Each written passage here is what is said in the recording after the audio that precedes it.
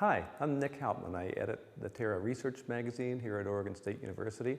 The question comes up for us once in a while about who inspired us, who our role models were in the work that we do. For me, it was another magazine editor, a fellow that I worked with as a college student many years ago. For a scientist, you might think, well, of course, it's another scientist. Ken Hedberg is an emeritus professor of chemistry here at Oregon State, and for him, it was Linus Pauling. Dr. Pauling met Ken in 1945 at Caltech, where Ken was a graduate student. And in 1956, when Ken had a job offer here at Oregon State, Linus Pauling played an influential role in Ken's decision to come back to his alma mater, where he has been ever since then. Let's listen to Ken tell the story. Between the time I got my degree, well, after that, I got my degree in '48, and in '52 I had applied for fellowships, and I got one that took me off to Norway. And in Norway, I met my wife. We were married a year later and came back to Caltech, where I continued there for a year or two.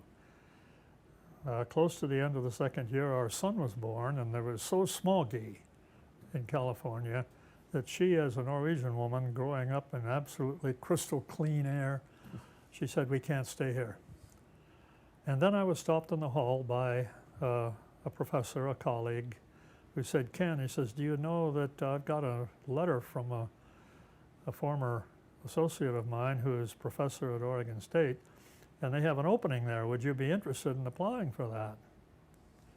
And so I said, "Well, yeah, I better think about that," because I was thinking of my wife on my back about the smog there. And so the upshot of all this was that we made a trip to Oregon and visited the department here. And I was a little disappointed. I knew everyone in the department at that time. Well, I'm sorry.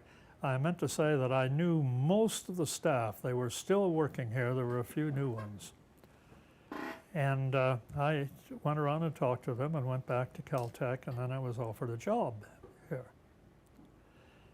And my wife was pretty happy about it, being offered the job, but I decided that at that stage I wouldn't be able to do any research here. And so I wrote a letter to Professor Gilbert, for whom this hall is named, declining the job. And a few days later I got a telephone call, a telephone call from E.C. Gilbert, and he says, "We're very sorry that you declined our offer." He said, "Would you be interested in reconsidering? We offered you a little more money." And by this time, my wife was renting hell at home, and I thought, well, yes, maybe I better reconsider.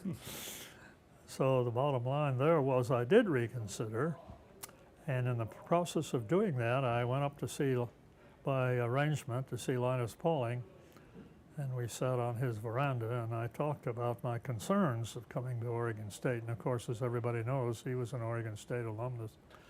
And after we had chatted there for some time, he said, "Well, my principal concern was that what they wanted me to do at that time was going to occupy so much time. I didn't see how I could possibly build this complicated apparatus that I intended to build, the one that's still down there in the laboratory and that we're using."